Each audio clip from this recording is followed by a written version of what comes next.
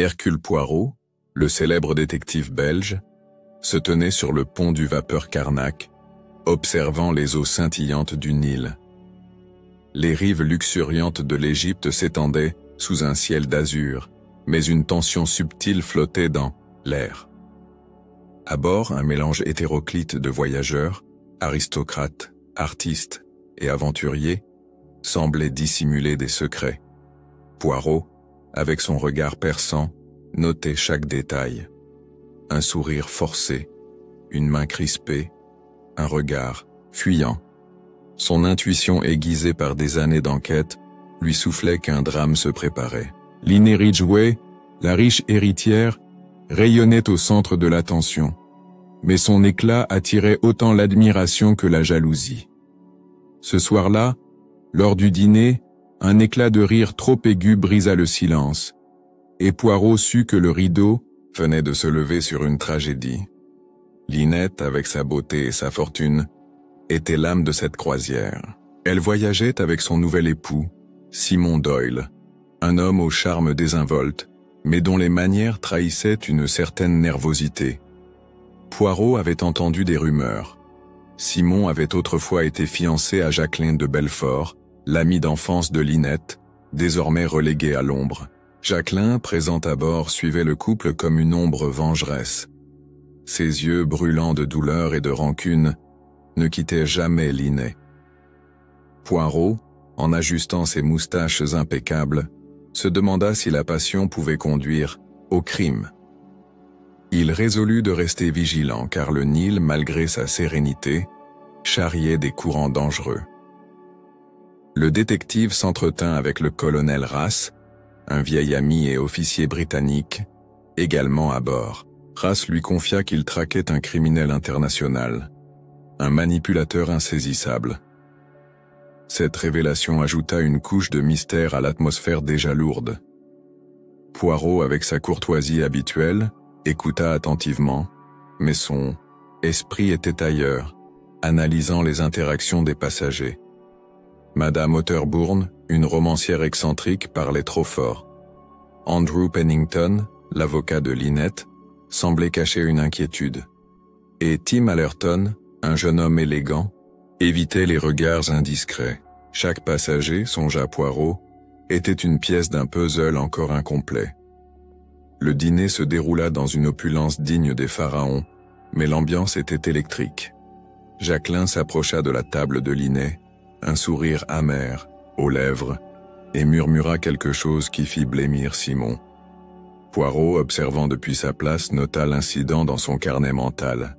Il avait appris à se fier aux petits détails. Une inflexion, un geste, un silence. Plus tard, dans la solitude de sa cabine, il réfléchit à la nature humaine. L'amour, la jalousie, la cupidité. Ces passions, universelles, étaient les moteurs des crimes qui l'élucidaient. Le Nil, avec son calme trompeur, semblait murmurer un avertissement. Le lendemain, une excursion fut organisée pour visiter les temples d'Abou Simbel. Poirot, en costume impeccable malgré la chaleur, accompagna le groupe. Lynette, radieuse, posait pour des photographies, tandis que Jacqueline, à l'écart, serrait un petit revolver dans son sac. Poirot, toujours discret, surprit ce geste et fronça les sourcils. Il aborda Jacqueline avec tact, lui conseillant de rentrer en Angleterre pour apaiser son cœur. Elle lui répondit avec un rire amer. « Trop tard, monsieur Poirot. Le destin est en marche. » Ces mots résonnèrent dans l'esprit du détective comme une prophétie. De retour sur le bateau, Poirot s'entretint avec Lynette. Elle lui confia ses craintes. Elle se sentait épiée, menacée. Poirot, avec sa voix posée, l'assura qu'il veillerait sur elle, mais il savait que la vérité était plus complexe. Chaque passager avait un motif potentiel. Argent, vengeance ou jalousie. Le détective méthodique commença à dresser une liste mentale des suspects. Il savait que le crime, lorsqu'il surviendrait, serait orchestré avec soin, car le coupable connaissait la valeur de la discrétion. La nuit tomba sur le Nil, et un cri perçant déchira le silence. Poirot, tiré de ses pensées, se précipita vers la source du bruit. Dans le salon, les passagers s'agitaient, paniqués. Lynette Ridgway gisait sur le sol, une tache écarlate sur sa robe. Le drame que Poirot redoutait venait de commencer. Avec son sang-froid légendaire, il prit le contrôle de la situation, ordonnant que personne ne quitte le bateau. Le Nil, témoin impassible, continuait de couler, mais pour Poirot, une nouvelle enquête venait de se... Poirot, en examinant le corps de Lynette, nota des détails cruciaux. Une blessure par balle, précise, au front, aucun signe de lutte, et un mouchoir taché de sang, abandonné près de la victime. Son esprit, tel un mécanisme d'horlogerie, analysait chaque indice.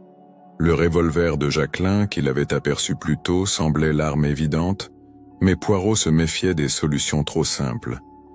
Il convoqua les passagers dans le salon, où il les observa avec une attention minutieuse. Leur visage trahissait un mélange de choc, de peur et, chez certains, une étrange satisfaction. Le détective savait que le coupable était parmi eux, masqué par un jeu d'apparence. Jacqueline, interrogée en premier, pleura de manière convaincante, jurant n'avoir jamais tiré. Son alibi, fragile, reposait sur une conversation avec une autre passagère, Mademoiselle Bowers. Poirot, avec sa politesse implacable, posa des questions précises, notant chaque incohérence. Simon Doyle, effondré, semblait brisé par la mort de sa femme, mais Poirot détecta une note discordante dans son chagrin. Était-ce de la culpabilité? De la comédie? Le détective, fidèle à sa méthode, refusa de tirer des conclusions hâtives. Il demanda à Race de surveiller Simon, suspectant que l'époux jouait un rôle dans cette tragédie. Le colonel Race, en parallèle, poursuivait son enquête sur le criminel international. Il confia à Poirot que ce maître du déguisement pouvait être à bord, profitant du chaos pour agir. Cette hypothèse compliquait l'affaire, car Poirot devait désormais considérer deux intrigues entrelacées. Il examina les cabines des passagers, cherchant des indices matériels. Dans celle de Madame Otterbourne, il trouva une bouteille de vin à moitié vide, tachée d'une substance suspecte. Dans celle de Pennington, un télégramme codé attira son attention. Chaque découverte était une pièce du puzzle, mais le tableau restait flou. Poirot s'entretint avec Mademoiselle Bowers, l'infirmière de Madame Van Schuyler, une vieille dame acariâtre. Bowers, nerveuse, confirma l'alibi de Jacqueline, mais son hésitation intrigua Poirot. Il la pressa de questions, et elle finit par avouer avoir vu Jacqueline quitter le salon peu avant le crime. Cette révélation renforça les soupçons contre l'ex-fiancé, mais Poirot, prudent, demanda à Bowers de garder le silence. Il savait que la vérité se cachait dans les contradictions, et il était déterminé à les exposer. Le lendemain, un second drame frappa. Madame Otterbourne, sur le point de révéler un détail crucial à Poirot, fut abattue d'une balle dans sa cabine. Le détective, frustré par cette nouvelle complication, examina la scène avec soin. L'arme, introuvable, suggérait un tueur méthodique. Poirot, en ajustant ses lunettes, murmura « Le coupable est audacieux, mais pas infaillible. » Il ordonna une fouille complète du bateau, bien que son instinct lui dit que l'arme avait été jetée dans le Nil. Le mystère s'épaississait et le temps pressait. Les passagers, cloîtrés à bord, devenaient nerveux. Poirot, avec son calme olympien, organisa une réunion pour apaiser les tensions. Il parla avec éloquence, assurant que la justice prévaudrait. En réalité, il observait chaque réaction, cherchant le faux pas qui trahirait le coupable. Tim, Allerton, jusque-là discret, sembla particulièrement agité. Poirot, intrigué, décida de l'interroger en privé. Le jeune homme, sous pression, révéla un lien inattendu avec Pennington, ajoutant une nouvelle dimension à l'enquête. La nuit suivante, Poirot resta éveillé, réfléchissant dans sa cabine.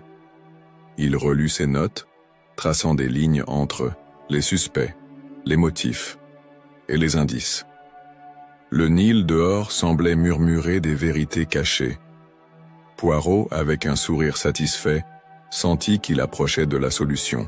Mais il savait aussi que le coupable, conscient d'être traqué, pourrait frapper à nouveau. Le détective déterminé ajusta ses moustaches et murmura « La vérité, mes amis, ne peut être noyée dans les eaux du Nil. » Poirot, méthodique, entreprit de reconstruire la chronologie des événements. Il établit que Lynette avait été tuée vers minuit, peu après le départ de Jacqueline du salon. Le témoignage de Bowers, bien que crédible, laissait des zones d'ombre. Poirot, avec son flair légendaire, soupçonna une mise en scène. Il interrogea Simon Doyle à nouveau, notant que l'époux semblait trop prompt à accuser Jacqueline. Cette insistance, songea Poirot, pouvait masquer une vérité plus sombre. Il demanda à Arras de vérifier les antécédents de Simon, espérant découvrir un mobile caché. L'enquête sur Madame Otterbourne révéla un détail troublant. La romancière avait vu que Poirot, en analysant ses notes, conclut qu'elle avait été réduite au silence pour protéger le tueur. Il examina la bouteille trouvée dans sa cabine, confirmant qu'elle contenait un sédatif. Ce détail suggérait que le coupable avait anticipé ses mouvements, renforçant l'hypothèse d'un complot. Poirot, avec un soupir, murmura « Quelle toile complexe nous tissons lorsque nous pratiquons la tromperie !»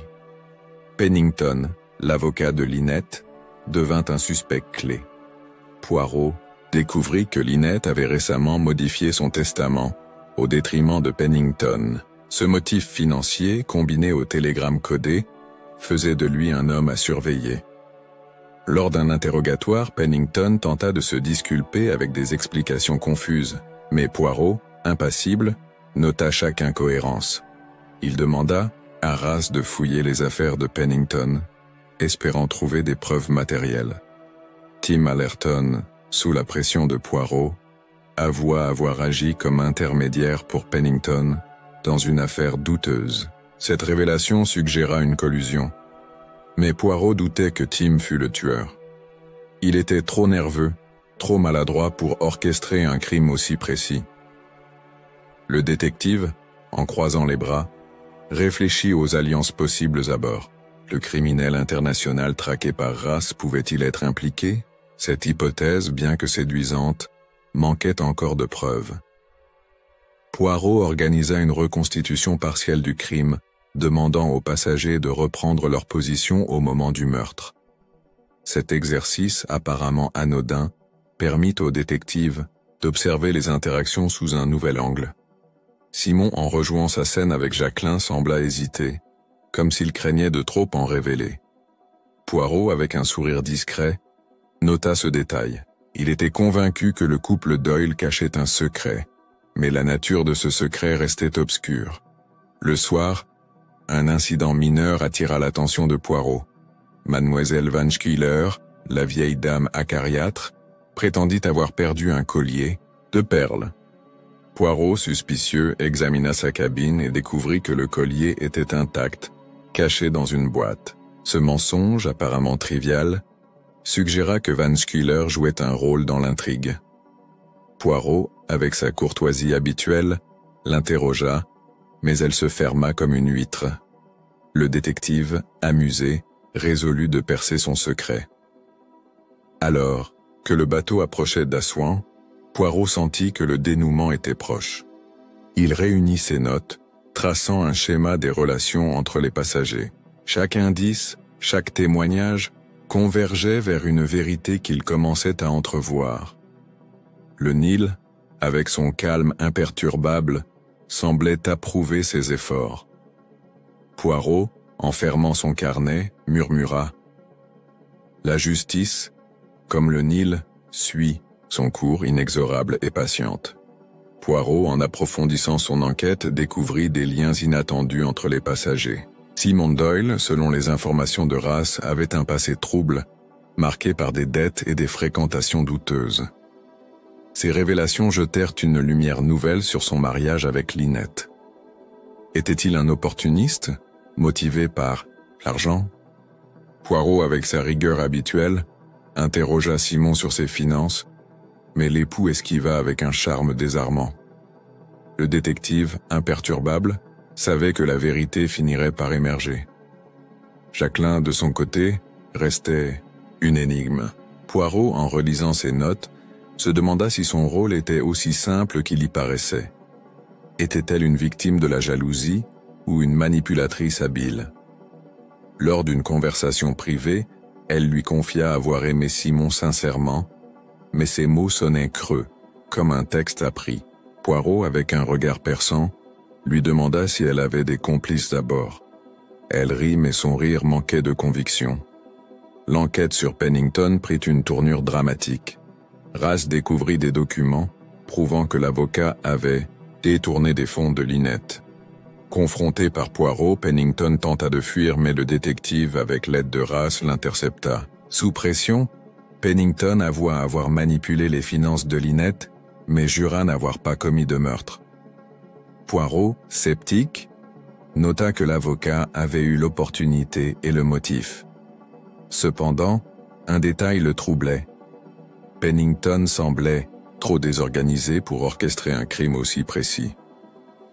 Madame Otterbourne, avant sa mort, avait mentionné un homme en noir près de la cabine de Lynette.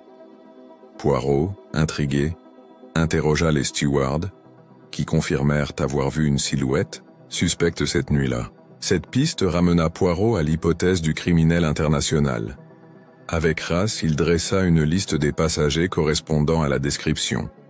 Tim Allerton, avec son comportement évasif, devint un suspect potentiel. Poirot, méthodique, résolut de le surveiller de près.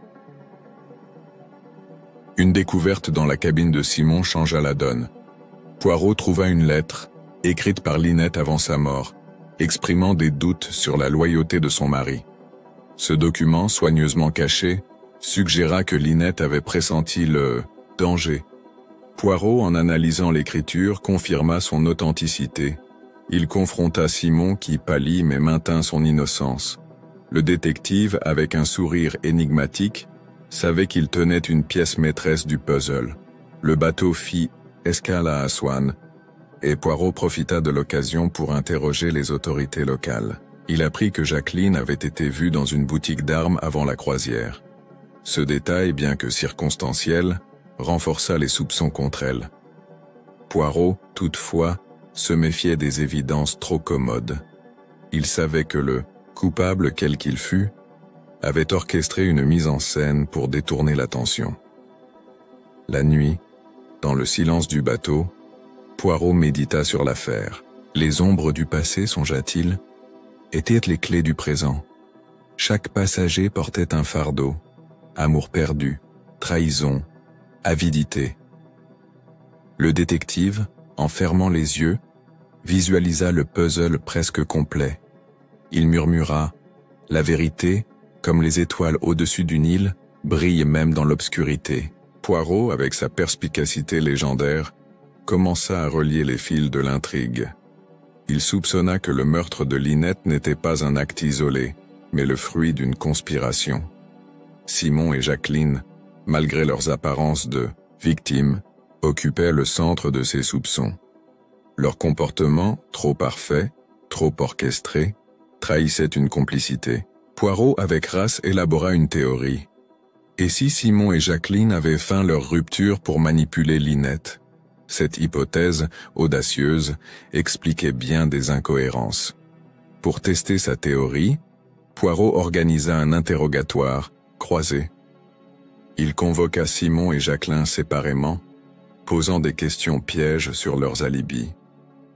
Simon, nerveux, commit une erreur en mentionnant un détail que seule Jacqueline aurait pu connaître. Poirot, avec un sourire satisfait, nota cette faille.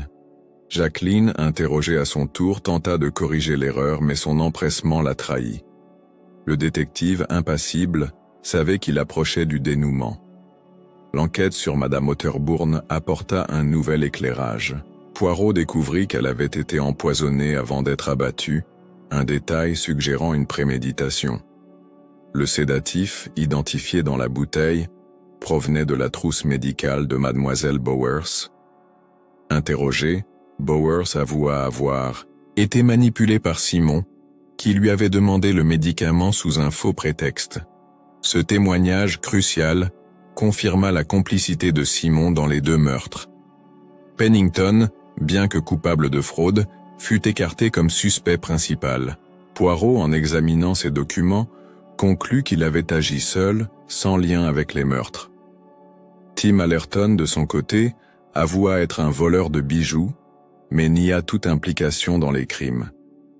Poirot, amusé par ses confessions secondaires, les mit de côté pour se concentrer sur Simon et Jacqueline. Le puzzle enfin prenait forme. Une fouille finale du bateau révéla l'arme du crime, cachée dans la cabine de Simon. Le revolver, portant les empreintes de Jacqueline, semblait sceller leur culpabilité. Poirot, toutefois, nota un détail curieux. L'arme avait été essuyée puis manipulée pour laisser des empreintes. Ce subterfuge, trop élaboré, confirma ses soupçons d'une mise en scène. Il convoqua les passagers pour une dernière réunion, prêt à dévoiler la vérité. Dans le salon, Poirot exposa son raisonnement avec une clarté éblouissante. Il révéla que Simon et Jacqueline, toujours amoureux, avaient orchestré le meurtre de Lynette pour hériter de sa fortune. Jacqueline avait feint la jalousie pour détourner les soupçons, tandis que Simon avait exécuté le crime, profitant d'un alibi fabriqué.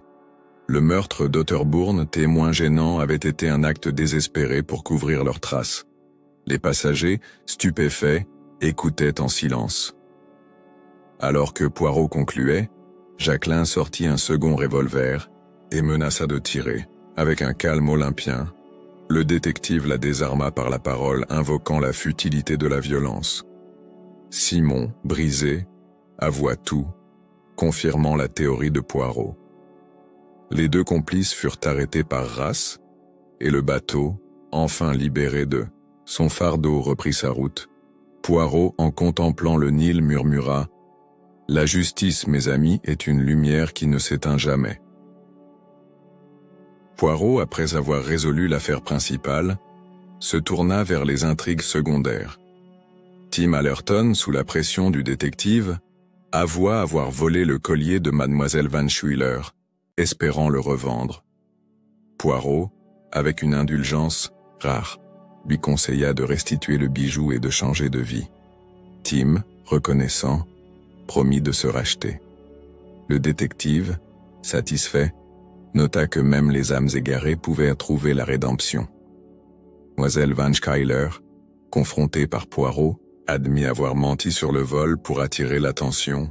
Sa solitude, expliqua-t-elle, la poussait à des comportements excentriques. Poirot, avec sa courtoisie habituelle, lui offrit des paroles de réconfort, tout en l'exhortant à plus d'honnêteté. Cette confession, bien que mineure, compléta le tableau des motivations humaines à bord. Pennington, libéré des soupçons de meurtre, fut néanmoins remis aux autorités pour fraude. Poirot, en examinant ses documents, découvrit qu'il avait agi par désespoir, craignant la ruine. Le détective, sans pitié pour la malhonnêteté, approuva sa punition, mais nota que Pennington, comme tant d'autres, était victime de sa propre cupidité. Le colonel Race, satisfait de l'arrestation du criminel international, un passager secondaire démasqué grâce aux indices de Poirot, remercia le détective pour son aide. Les deux hommes, partageant un verre de cognac, discutèrent de la nature du crime. Race admira la méthode de Poirot, tandis que le détective, modeste, attribua son succès à l'observation des petites cellules grises. Les passagers, désormais libérés de la tension, reprirent leur routine. Poirot, observant leurs interactions, nota une nouvelle légèreté dans l'air. Le Nil, avec sa majesté intemporelle, semblait approuver cette résolution. Le détective, en ajustant ses moustaches, réfléchit à la fragilité de l'âme humaine, capable de grandeur comme de bassesse. Le bateau atteignit sa destination finale, et les passagers se dispersèrent. Poirot, seul sur le pont, contempla les rives du Nil une dernière fois. Il songea au mystère qu'il avait résolu et à ceux qui l'attendaient encore. Avec un sourire, il murmura Le Nil garde ses secrets, mais Hercule Poirot, lui, les dévoile. La croisière, marquée par la tragédie, resterait dans les annales comme un triomphe de la logique. Poirot, en regagnant sa cabine, ferma son carnet, satisfait. Le monde, avec ses passions et ses crimes, continuerait de tourner. Mais pour l'instant, la justice avait prévalu. Le Nil, impassible, poursuivait son cours, emportant avec lui les échos d'une enquête mémorable. Poirot, avant de quitter le Carnac, s'accorda une dernière promenade sur le pont. Les eaux du Nil, scintillantes sous le soleil, semblaient lui parler. Chaque vague, songea-t-il, portait une histoire, un secret. Le détective, avec sa curiosité insatiable, se demanda quelles autres énigmes l'attendaient. Pour l'instant, il savourait la victoire de la raison sur le chaos. Les autorités égyptiennes, impressionnées par l'efficacité de Poirot, lui adressèrent leurs félicitations. Le détective, avec sa modestie habituelle, déclina les honneurs, préférant laisser la lumière aux victimes et à la justice. Il rédigea un rapport détaillé pour Race, résumant les faits avec une clarté irréprochable. Ce document, il le savait, servirait de référence pour les futures enquêtes. Les journaux, ayant eu vent de l'affaire, publièrent des articles sensationnels. Poirot, amusé par les exagérations, lut les gros titres avec un sourire. « Le génie belge triomphe sur le Nil », proclamait l'un d'eux.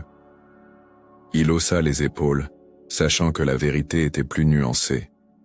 Les journalistes, songea-t-il, préférèrent le drame à la méthode. Les passagers, en quittant le bateau, adressèrent des adieux émus à Poirot. Même mademoiselle Van Schuyler, d'ordinaire revêche, lui serra la main avec gratitude. Le détective, touché par ces gestes, leur souhaita bonne chance, tout en les observant une dernière fois. Chaque visage, chaque sourire, était une leçon sur la complexité de l'âme humaine. Poirot, en regagnant le Caire, réfléchit à l'affaire. Les motivations des coupables, amour, avidité, vengeance, étaient aussi vieilles que l'Égypte elle-même. Pourtant, chaque crime, songea-t-il, était unique, façonné par les circonstances et les passions. Le détective, avec un soupir, se promit de rester vigilant, car le monde ne manquait pas de mystères. De retour à son hôtel, Poirot reçut une lettre de Jacqueline, écrite depuis sa cellule. Elle exprimait des remords, mais aussi une étrange sérénité. Poirot, en lisant ces mots, ressentit une pointe de compassion. Même les coupables, songea-t-il, étaient un prisonnier de leur choix. Le Nil, loin derrière lui, continuait de couler, indifférent aux drames humains. Poirot, en contemplant la ville animée du Caire, sentit une nouvelle énergie l'envahir. Une autre enquête, peut-être, l'attendait au coin d'une rue. Avec un sourire, il ajusta son chapeau et murmura « En avant, Hercule Poirot, le monde a besoin de tes petites cellules grises. » Poirot, installé dans un café Kérotte, relut ses notes sur l'affaire. Chaque détail, chaque indice, était consigné avec une précision maniaque. Il admirait l'ordre de son propre esprit, capable de démêler les intrigues les plus complexes. Pourtant, une question persistait. Aurait-il pu empêcher les meurtres? Cette pensée, bien que fugitive, le troubla. Un télégramme de Race interrompit ses réflexions. L'officier, en route pour une nouvelle mission, remerciait Poirot pour son aide et promettait de le revoir bientôt. Le détective, amusé, rangea le message. Race, avec son pragmatisme britannique, était un allié précieux, mais Poirot savait que son véritable atout était sa propre intuition. Les autorités locales, en examinant les preuves fournies par Poirot, confirmèrent la culpabilité de Simon et Jacqueline. Leur procès, prévu dans les semaines à venir, attirerait l'attention du monde entier. Poirot, indifférent à la célébrité, déclina l'invitation à témoigner en personne, préférant envoyer un rapport écrit.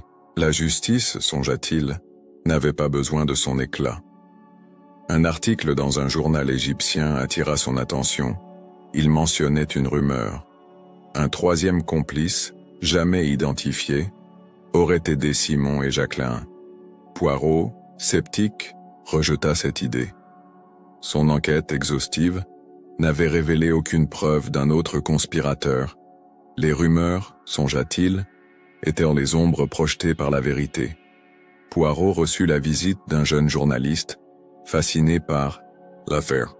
Avec courtoisie, le détective répondit à ses questions, tout en restant évasif sur les détails. Il parla de la logique de l'observation et des petites cellules grises. Le journaliste, impressionné, promit d'écrire un portrait flatteur.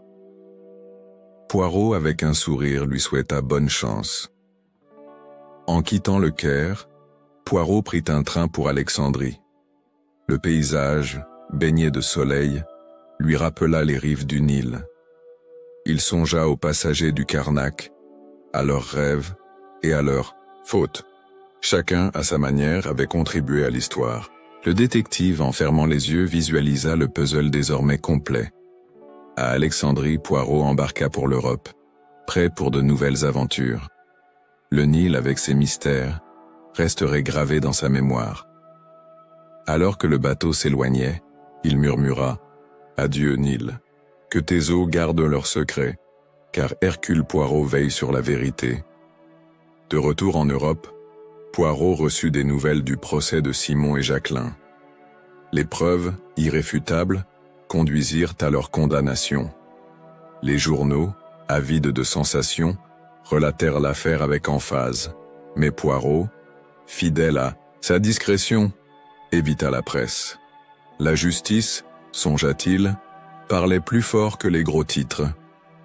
Une lettre de mademoiselle Bowers, l'infirmière, surprit le détective.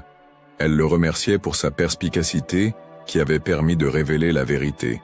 Elle confia avoir repris confiance en son jugement, terni par la manipulation de Simon. Poirot, touché, lui répondit avec une courtoisie chaleureuse, l'encourageant à poursuivre sa carrière avec honneur. Le colonel Rass, dans une correspondance, informa Poirot que le criminel international avait été extradé. Cette victoire, bien que secondaire, renforça leur amitié. Poirot, en lisant la lettre, sourit. Rass, avec son sens du devoir, était un contraste parfait avec son propre style, plus intuitif. Ensemble, ils formaient une équipe redoutable. Poirot, en rangeant ses dossiers, réfléchit à l'impact de l'affaire. Chaque enquête, songea-t-il, était une leçon sur la nature humaine. Linné, Simon, Jacqueline, tous étaient des reflets d'une même vérité. La passion, mal canalisée, conduisait à la destruction. Le détective, avec un soupir, ferma son carnet. Un soir, dans son appartement londonien, Poirot reçut un appel d'un vieil ami annonçant une nouvelle affaire. Une lueur d'excitation brilla dans ses yeux. Le Nil, avec ses drames, appartenait au passé. Une nouvelle énigme, peut-être plus complexe, l'attendait. Le détective, en ajustant ses lunettes, murmura « En avant, toujours en avant ». Les échos de l'affaire du Nil persistèrent dans les cercles mondains. Poirot, indifférent à la célébrité, continua son travail avec la même rigueur. Chaque crime, chaque mystère, était une occasion de prouver que l'ordre triomphait du chaos. Le détective, en contemplant la Tamise, songea au Nil. Lointain mais inoubliable, la vie, avec ses intrigues infinies, continuait. Poirot, prêt à affronter le prochain défi, ajusta ses moustaches et sourit. Le monde, avec ses secrets, n'avait qu'à bien se tenir. Car Hercule Poirot, armé de ses petites cellules grises, était toujours là. Poirot, de retour à Londres, s'installa dans une routine paisible, mais son esprit restait alerte. L'affaire du Nil, bien que résolue, laissait des traces, non pas des doutes, mais des réflexions sur la fragilité humaine. Il relut ses notes, admirant la symétrie de l'enquête. Chaque indice, chaque témoignage, avait trouvé sa place, comme les pièces d'un vitrail. Un article dans un magazine littéraire attira son attention. Madame Otterbourne, malgré sa fin tragique, était célébrée pour ses romans. Poirot, amusé, se demanda si ses œuvres, pleines de passion, reflétaient les drames qu'elle avait vécus. Il nota mentalement d'acheter un de ses livres, par curiosité. Une lettre de Tim Allerton, désormais en Afrique du Sud, surprit le détective. Le jeune homme, ayant restitué le collier, tentait de reconstruire sa vie. Il remerciait Poirot pour sa clémence, promettant de rester honnête. Le détective, avec un sourire, rangea la lettre. La rédemption, songea-t-il, était une récompense, aussi précieuse que la justice. Poirot reçut une invitation à un dîner mondain où l'affaire du Nil fut inévitablement mentionnée. Avec sa courtoisie habituelle, il répondit aux questions tout en détournant la conversation vers des sujets plus légers. Les convives, fascinés, admirèrent son humilité. Poirot, en son fort intérieur, savait que la gloire était éphémère, mais que la vérité perdurait. Un soir, en marchant le long de la Tamise, Poirot songea au Nil. Les deux fleuves, si différents, partageaient une même majesté. Ils étaient les témoins silencieux des joies et des tragédies humaines. Le détective, avec un soupir, murmura « Les fleuves coulent, les crimes surgissent, mais la logique, elle, reste éternelle. » Une nouvelle affaire, impliquant un vol dans un manoir, attira l'attention de Poirot. Avec une énergie renouvelée, il se plongea dans l'enquête, oubliant le Nil pour un temps. Chaque mystère, songea-t-il, était une nouvelle page à écrire. Le détective, en ajustant son chapeau, se prépara à triompher une fois de plus. Le Nil, loin dans ses souvenirs, restait un symbole de défi et de victoire. Poirot, en fermant son carnet, sourit. Le monde, avec ses énigmes, était son terrain de jeu, et Hercule Poirot, avec ses petites cellules grises, était prêt à relever tous les défis. Poirot, plongé dans une nouvelle enquête, reçut une lettre inattendue de Mademoiselle Van Squeeler. La vieille dame, désormais installée en Suisse, exprimait ses regrets pour son comportement à bord du Carnac. Elle confia avoir été influencée par la peur, craignant que ses propres secrets ne soient révélés. Poirot, intrigué, lui répondit, avec tact, l'assurant que ses confidences resteraient en privé. Cette lettre ramena le détective à l'affaire du Nil. Il se demanda si d'autres secrets, non élucidés, dormaient encore à bord du Carnac. Avec sa curiosité habituelle, il contacta Race, qui confirma que l'enquête était officiellement close. Pourtant, Poirot, fidèle à son instinct, sentit une ombre planer sur l'affaire. Un article dans un journal égyptien mentionnait la découverte d'un artefact près du Nil, datant de l'époque pharaonique. Poirot, amusé, songea à la permanence des mystères. Les secrets du passé comme ceux du présent attendèrent d'être découverts. Il nota mentalement de visiter un musée lors de son prochain voyage. Poirot, en relisant ses notes, réfléchit aux motivations des passagers. Chacun, à sa manière, avait été prisonnier de ses désirs. Linette, avec sa fortune, avait attiré la convoitise. Jacqueline, avec son amour, avait succombé à la vengeance. Le détective, avec un soupir, murmura « Les passions humaines sont les véritables énigmes. » Un soir, en dînant avec un ami, Poirot raconta l'affaire du Nil, omettant les détails sensibles. Son ami, fasciné, admira sa capacité à démêler les intrigues. Poirot, modeste, attribua son succès à l'observation et à la logique. Pourtant, en son fort intérieur, il savait que son intuition jouait un rôle crucial. Une nouvelle enquête, impliquant un meurtre dans un théâtre londonien, occupa bientôt Poirot. Avec sa rigueur habituelle, il se plongea dans les détails, oubliant le Nil pour un temps. Chaque affaire, songea-t-il, était une occasion de prouver que la vérité triomphait toujours. Le Nil, avec ses eaux éternelles, restait un souvenir vivace. Poirot, en fermant son carnet, sourit. Les mystères, qu'ils soient anciens ou modernes, étaient en son domaine, et Hercule Poirot, avec sa perspicacité inégalée, était prêt à les affronter tous. Poirot, en vacances à Paris, reçut un colis inattendu. Un livre de Madame Otterbourne, dédicacé par sa fille avant sa mort. Ému, le détective lut quelques pages, admirant le style flamboyant de la romancière. Ces mots, pleins de passion, semblaient refléter les drames du Carnac. Poirot, en rangeant le livre, songea à la fragilité de la vie. Une rencontre fortuite avec un ancien passager du Carnac, M. Fergusson, raviva ses souvenirs. Fergusson, désormais écrivain, confia à Poirot que l'affaire l'avait inspiré pour un roman. Avec courtoisie, le détective l'encouragea, tout en lui conseillant de respecter la vérité. Fergusson, impressionné, promit de consulter Poirot pour les détails. Un article dans un journal français mentionnait le Carnac, désormais transformé en musée flottant. Poirot, amusé, songea à y retourner un jour. Le bateau, avec ses souvenirs de drame, était un témoin de son triomphe. Le détective, en sirotant un café, murmura « Les lieux comme les hommes portent leurs histoires ».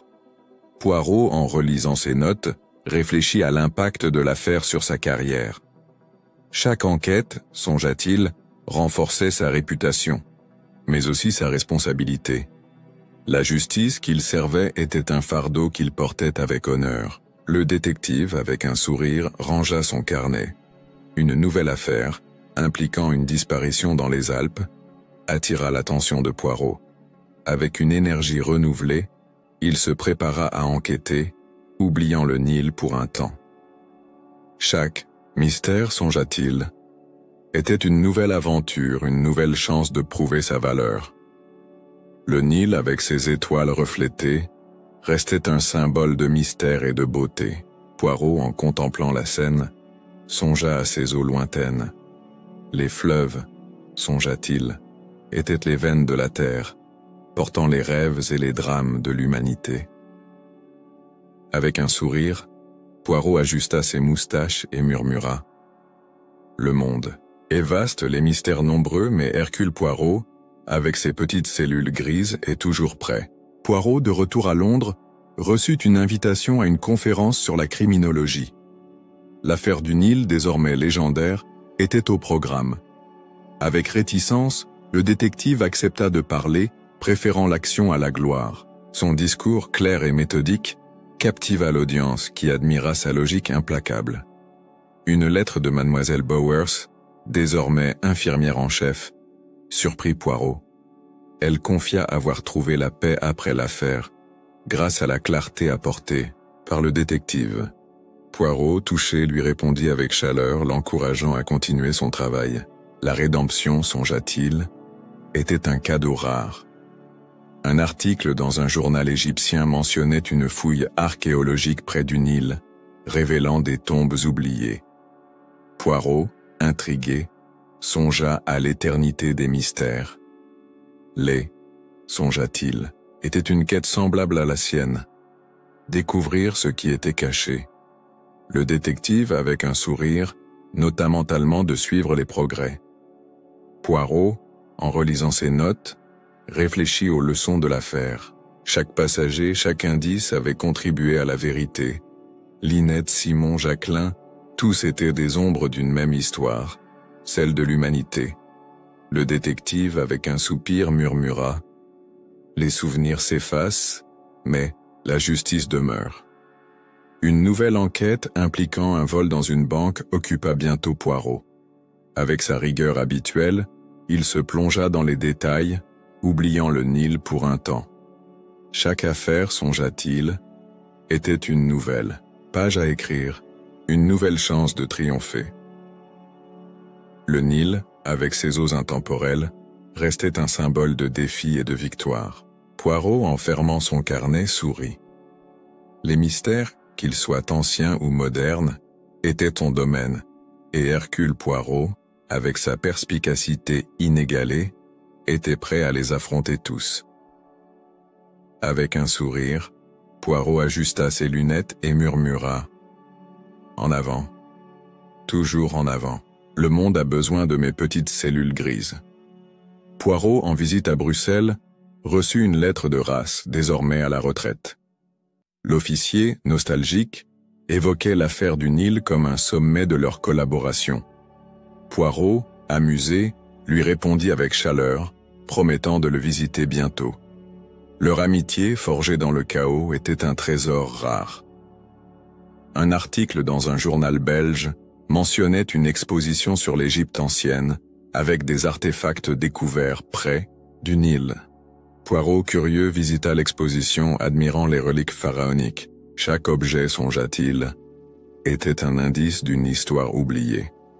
Le détective, avec un sourire, songea à ses propres enquêtes. Une rencontre avec un ancien collègue, désormais professeur, ramena Poirot à l'affaire du Nil. L'homme, fasciné, demanda des détails sur la méthode du détective.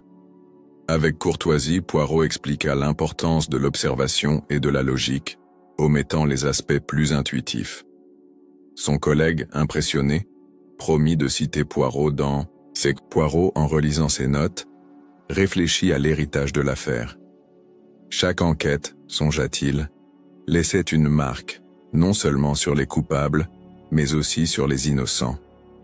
Linette, Jacqueline, Simon, tous avaient façonné l'histoire du Carnac. Le détective, avec un soupir, rangea son carnet. Une nouvelle affaire impliquant un meurtre dans un château écossais attira l'attention de Poirot. Avec une énergie renouvelée, il se prépara à enquêter, oubliant le Nil pour un temps. Chaque mystère, songea-t-il, était une nouvelle aventure, une nouvelle chance de prouver sa valeur. Le Nil, avec ses eaux éternelles, restait un souvenir vivace. Poirot, en contemplant la mer du Nord, songea à ses rives lointaines. Les fleuves, songea-t-il, étaient les témoins des drames humains, portant leurs échos à travers le temps. Avec un sourire, Poirot ajusta son chapeau et murmura « Le passé enseigne, le présent défie, mais Hercule Poirot triomphe toujours. » Poirot, de retour à Londres, reçut une invitation à un gala de charité. L'affaire du Nil, toujours dans les mémoires, fut mentionnée par les organisateurs, qui louèrent son génie. Avec modestie, le détective déclina les éloges, préférant discuter de la cause du gala. Son humilité, comme toujours, impressionna. Une lettre de mademoiselle Van Schuyler, désormais en meilleure santé, surprit Poirot. Elle confia avoir écrit ses mémoires, incluant un chapitre sur le Carnac. Avec tact, elle demanda l'approbation du détective. Poirot, amusé, lui répondit avec courtoisie, l'encourageant à publier. La vérité, songea-t-il, méritait d'être partagée. Un article dans un journal français mentionnait une croisière commémorative sur le Nil, en l'honneur des victimes du Carnac. Poirot, intrigué, songea à y participer, mais une nouvelle affaire l'en empêcha. Le détective, avec un soupir, murmura « Le Nil appelle, mais le devoir prime. » Poirot, en relisant ses notes, réfléchit aux changements apportés par l'affaire. Chaque passager, chaque drame, avait laissé une empreinte. Linette, avec sa fortune, avait attiré la tragédie. Jacqueline, avec son amour, avait choisi la destruction. Le détective, avec un sourire, rangea son carnet. Une nouvelle enquête, impliquant une fraude dans une galerie d'art, occupa bientôt Poirot. Avec sa rigueur habituelle, il se plongea dans les détails, oubliant le Nil pour un temps. Chaque affaire, songea-t-il, était une nouvelle page à écrire, une nouvelle chance de triompher. Le Nil, avec ses vents changeants, restait un symbole de mystère et de beauté. Poirot, en contemplant la Tamise, songea à ses eaux lointaines. Les fleuves, songea-t-il, étaient les artères de la terre, portant les rêves et les drames de l'humanité. Avec un sourire, Poirot ajusta ses moustaches et murmura « Le vent change, les mystères persistent, mais Hercule Poirot, lui, demeure. » Poirot, en voyage à Rome, reçut une lettre de Tim Allerton, désormais employé de banque. Le jeune homme, reconnaissant, remerciait Poirot pour sa clémence. Il confia, avoir trouvé un sens à sa vie loin du crime. Poirot, touché, lui répondit avec chaleur, l'encourageant à persévérer. Un article dans un journal italien mentionnait une exposition sur les détectives célèbres, avec un chapitre sur Poirot. Le détective, amusé, visita l'exposition, admirant les artefacts de ses enquêtes. L'affaire du Nil, mise en avant, était décrite comme un triomphe de la logique. Poirot, avec un sourire, approuva en silence. Une rencontre avec un jeune détective, inspiré par l'affaire du Nil, raviva les souvenirs de Poirot. Avec courtoisie, il offrit des conseils, insistant sur l'importance de l'observation.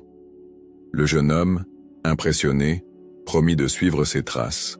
Poirot, en son fort intérieur, songea que l'avenir de la justice était assuré. Poirot, en relisant ses notes, réfléchit à l'impact de l'affaire.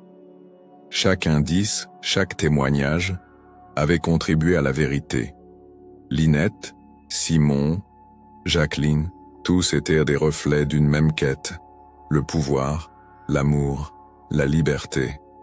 Le détective, avec un soupir, murmura « La vérité est claire, même dans l'obscurité. » Une nouvelle affaire, impliquant un vol dans un monastère, attira l'attention de Poirot. Avec une énergie renouvelée, il se prépara à enquêter, oubliant le Nil pour un temps. Chaque mystère, songea-t-il, était une nouvelle aventure, une nouvelle chance de prouver sa valeur. Le Nil, avec ses lumières dansantes, restait un symbole de défi et de victoire. Poirot, en contemplant le Tibre, songea à ses rives lointaines. Les fleuves, songea-t-il, étaient les gardiens des histoires humaines, portant leurs secrets à travers le temps. Avec un sourire, Poirot ajusta ses lunettes et murmura « La lumière de la vérité brille toujours, et Hercule Poirot la suit. » Poirot, de retour à Paris, reçut une invitation à une conférence littéraire. L'œuvre de Madame Otterbourne, redécouverte, était à l'honneur. Avec curiosité, le détective assista à l'événement, écoutant les analyses de ses romans. Ses mots, pleins de passion, semblaient refléter les drames du Carnac. Une lettre de Mademoiselle Bowers, désormais retraitée, surprit Poirot. Elle confia avoir écrit un mémoire sur son expérience à bord, dédié au détective. Avec tact, Poirot lui répondit, l'encourageant à publier. La vérité, songea-t-il, trouvait toujours un chemin, même à travers les souvenirs. Un article, dans un journal égyptien, mentionnait une nouvelle croisière sur le Nil, inspirée par l'affaire du Carnac. Poirot, amusé, songea à y participer, mais une nouvelle affaire l'en empêcha. Le détective, avec un soupir, murmura « Le Nil attend, mais la justice n'attend pas. » Poirot, en relisant ses notes, réfléchit aux leçons de l'affaire. Chaque passager, chaque indice avait contribué à la vérité. Lynette, avec sa fortune, avait attiré la tragédie. Jacqueline, avec son amour, avait choisi la destruction. Le détective, avec un sourire, rangea son carnet. Une nouvelle enquête, impliquant un meurtre dans un vignoble, occupa bientôt Poirot. Avec sa rigueur habituelle, il se plongea dans les détails, oubliant le Nil pour un temps. Chaque affaire, songea-t-il, était une nouvelle page à écrire, une nouvelle chance de triompher. Le Nil, avec ses murmures intemporels, restait un symbole de mystère et de beauté. Poirot, en contemplant la Seine, songea à ses eaux lointaines. Les fleuves, songea-t-il, étaient les veines de la terre, portant les rêves et les drames de l'humanité. Avec un sourire, Poirot ajusta ses moustaches et murmura « Le temps passe, les mystères persistent, mais Hercule Poirot, lui, triomphe. » Poirot, en visite à Vienne, reçut une lettre de Race, désormais consultant. L'officier nostalgique évoquait l'affaire du Nil comme un moment clé de sa carrière. Poirot, amusé, lui répondit avec chaleur, promettant de le revoir bientôt. Leur amitié, forgée dans le chaos, était un trésor rare. Un article dans un journal autrichien mentionnait une exposition sur l'Égypte, avec des artefacts découverts près du Nil. Poirot, curieux, visita l'exposition, admirant les reliques pharaoniques. Chaque objet, songea-t-il, était un indice d'une histoire oubliée. Le détective, avec un sourire, songea à ses propres enquêtes. Une rencontre avec un jeune écrivain inspiré par l'affaire du Nil raviva les souvenirs de Poirot.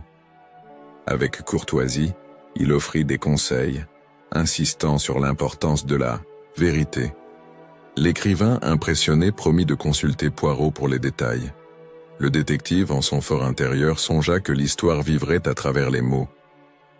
Poirot, en relisant ses notes, réfléchit à l'héritage de l'affaire. Chaque enquête, songea-t-il, laissait une marque non seulement sur les coupables, mais aussi sur les innocents. Linette, Jacqueline, Simon, tous avaient façonné l'histoire du Carnac. Le détective, avec un soupir, rangea son carnet. Une nouvelle affaire impliquant une fraude dans un opéra attira l'attention de Poirot.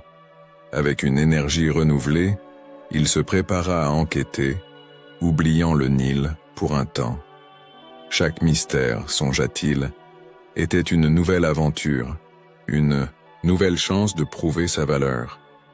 Le Nil, avec ses étoiles éternelles, restait un symbole de défi et de victoire. Poirot, en contemplant le Danube, songea à ses rives lointaines. Les fleuves, songea-t-il, étaient les gardiens des histoires humaines, portant leurs secrets à travers le temps. Avec un sourire, Poirot ajusta son chapeau et murmura « Les étoiles brillent, les mystères persistent, mais Hercule Poirot, lui, triomphe. » Poirot, de retour à Londres, reçut une invitation à un dîner littéraire. Ses œuvres de Madame Otterbourne, désormais classiques, étaient célébrées. Avec curiosité, le détective assista à l'événement, écoutant les hommages à la romancière. Ses mots, pleins de passion, semblaient refléter les drames du Carnac. Une lettre de Tim Allerton, désormais marié, surprit Poirot. Le jeune homme, reconnaissant, remerciait le détective pour sa clémence. Il confia avoir trouvé la paix, fin du crime. Poirot, touché, lui répondit avec chaleur, l'encourageant à chérir sa nouvelle vie.